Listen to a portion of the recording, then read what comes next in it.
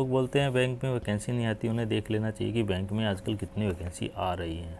तो सबसे पहले अगर हम बात करें तो ऑफिस असिस्टेंट की वैकेंसी हैं। ये वैकेंसी आंध्र प्रदेश में वैकेंसी आई हैं और तीन जगह आंध्र प्रदेश में वैकेंसी आई हैं, 499, 51 और 128।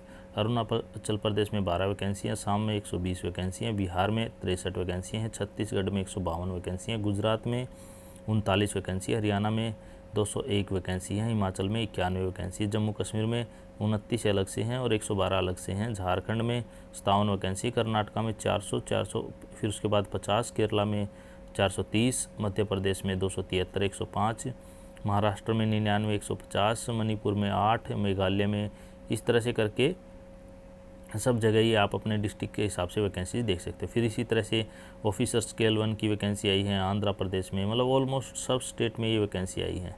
और उसके बाद हमारे पास वैकेंसी स्केल 2 ऑफिसर की वैकेंसीज आई हैं हर स्टेट में। आप अपने स्टेट के हिसाब से वैकेंसीज देख सकते हो। फिर ऑफिसर स्केल 2 में जो मार्केटिंग ऑफिसर की वैकेंसी आई अलग अलग स्टेट में। फिर स्केल 2 में ट्रेजरर और मैनेजर की वैकेंसी आई हैं अलग अलग स्टेट में। फिर उसके बाद लॉ ऑफिसर की वैकेंसी आई हैं। फिर सीए की वैकेंसी आई हैं। उसके बाद आईटी की वैकेंसी आई हैं। फिर उसके बाद जनरल बैंकिंग ऑफिसर की वैकेंसी आई हैं। फिर जो स्केल 3 की वैकेंसी आई है ये अलग अलग आप देख सकते हो। ऑलमोस्ट हर कितनी वैकेंसी आई, करीब करीब 9000 वैकेंसी का ये शेड्यूल है। और आपको जो एग्जामिनेशन सेंटर भी आपको इंडिया में हर जगह आपको मोस्टली सब बड़े बड़े शहर में आपका इनका एग्ज़ाम मिल जाएगा। अब आपको भरना कैसे है, लास्ट डेट क्या है, ये सारी चीज़ें हम एक बार इसकी डिस्कस कर लेते हैं। ये फॉर्म भरने के लिए इनकी ऑफिशियल वेबसाइट ये है IBPS, आपको यहाँ पे जाना पड़ेगा। और इसमें जो आप ये चल रहा है, आप ऊपर ही जो चल रहा है, आप यहाँ पे जाके इसे क्लिक करके इस पर एडवर्टीजमेंट डाउनलोड करके यहाँ से अप्लाई कर सकते हैं। अगर नहीं समझ में आए तो आप मेरे से पूछ लेना। ये जो वैकेंसी बेसिकली आई हैं ये आई हैं IBPS इंडियन जो institute of banking personal selection होता है, जो IBPS हम जिसे बोलते हैं, उसमें आई हैं। और ये रिक्रूटमेंट है लेवल 1, 2, 3 ऑफिसर असिस्टेंट मल्टीपर्पज़ और रीजनल रूरल बैंक्स में, जो लेवल 3 की वैकेंसी भी इसमें है। तो फिर डेट थोड़ी सी हम चेक कर लेते हैं, फिर फीस चेक कर लेते हैं, एग्ज़ाम्स किस तरह से होगा वो देख लेते हैं। ये तो इतना सारा मतलब जो है मोटा मोटा हम इसका सारी बातें देख लेते हैं कितनी क्या इसमें। ये तो शुरू में मतलब इसका एडवर्टीजमेंट तो बहुत ही बड़ा आता है इसका, ये तो इसकी ख़ास बात है।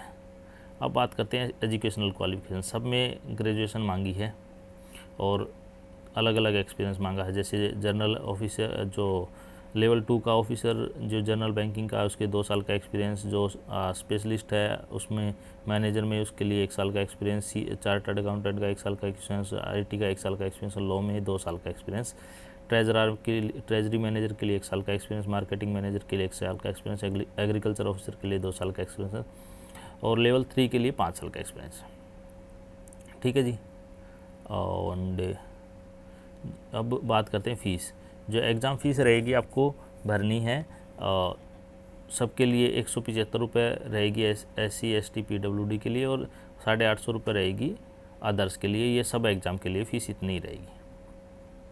फिर जो प्री का जो एग्ज़ाम रहेगा वो 80 नंबर का रहेगा, जिसमें रीजनिंग और वो मैथ आएगा। ये असिस्टेंट के लिए भी, ऑफिसर लेवल 1 के लिए भी। फिर मेन का जो रहेगा उसमें ऑब्जेक्टिव रहेगा, 200 नंबर के पेपर होंगे ऑफिस असिस्टेंट के लिए भी और ऑफिसर के लिए भी, जिसमें reasoning, computer, general awareness, English language, Hindi language, numerical ability ये रहेगी। ठीक है जी। फिर उसके बाद जो आपका जो एग्ज़ाम मतलब ऑलमोस्ट हर स्टेट में आपका हर जगह पे आपका एग्ज़ाम इसमें रहेगा। और जो बैंकिंग जो उसके बाद जो एग्ज़ाम है सिंगल लेवल जिनमें एग्ज़ाम होने हैं, जनरल बैंकिंग में इसमें 200 नंबर का एक एग्ज़ाम होगा, ऑफिसर्स के स्पेशलिस्ट के लिए भी खाली 200 नंबर का एग्ज़ाम होगा। एंड थर्ड जो है उसके लिए सिर्फ ये जो एग्ज़ाम है उनके लिए भी रीजनिंग, कंप्यूटर ये भी उनका 200 नंबर का एग्ज़ाम होगा। फिर नेगेटिव मार्किंग 1/4 नेगेटिव मार्किंग है, कट ऑफ इनके लिए कैसे कैसे बनाई जाएगी। तो फॉर्म भरने के लिए एग्ज़ाम सेंटर तो आपको सब जगह मिलेंगे। इनके PET का रिज़ल्ट दिया जाएगा, ये उन्होंने बताया। इंटरव्यू किस तरह से रहेंगे और मिनिमम 100 नंबर का इंटरव्यू रहेगा, ये सारी चीज़ें इन्होंने बताई हैं। फिर थोड़ा सा और इतना बड़ा एडवर्टीजमेंट बना देते हैं ना, काम की चीज़ें कम देते हैं, अलग अलग तो ये इसलिए इतना बड़ा बनाते हैं ताकि ना कोई कोर्ट केस करने जाए तो ये बता दे कि मैं हमने तो ये यहाँ बताया था, ये बताया था, आपने सही से नहीं देखा। तो पेमेंट आपको करनी है, ऑनलाइन मोड में पेमेंट करनी है। फ़ीस कब तक जमा होगी? 30 तारीख तक आपको फॉर्म की फ़ीस जमा होगी इसकी।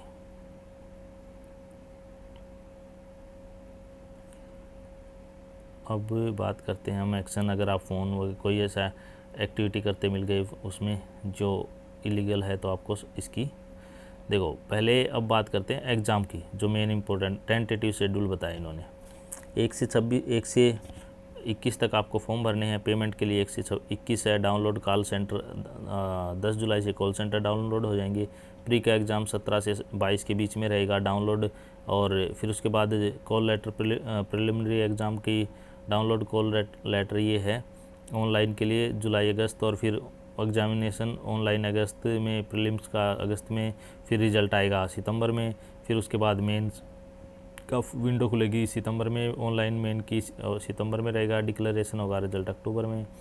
फिर उसके कॉल लेटर आएंगे, फिर उसके बाद उस इंटरव्यू कंडक्ट किए जाएंगे, आपको सिलेक्शन दे दिया जाएगा जनवरी 2024 में। ठीक है जी। ये फिर इनकी वैकेंसीज़ कहाँ है भाई, ये सब जगह इन्होंने वैकेंसी निकाली, कितने कितने क्या क्या वैकेंसी निकाली वो पूरी डिटेल इन्होंने दे रखी है। सेंटर सब जगह रहने हैं इनके। और फिर भी अगर आपको कुछ समझ में नहीं आता तो ये आप मुझसे पूछ सकते हैं।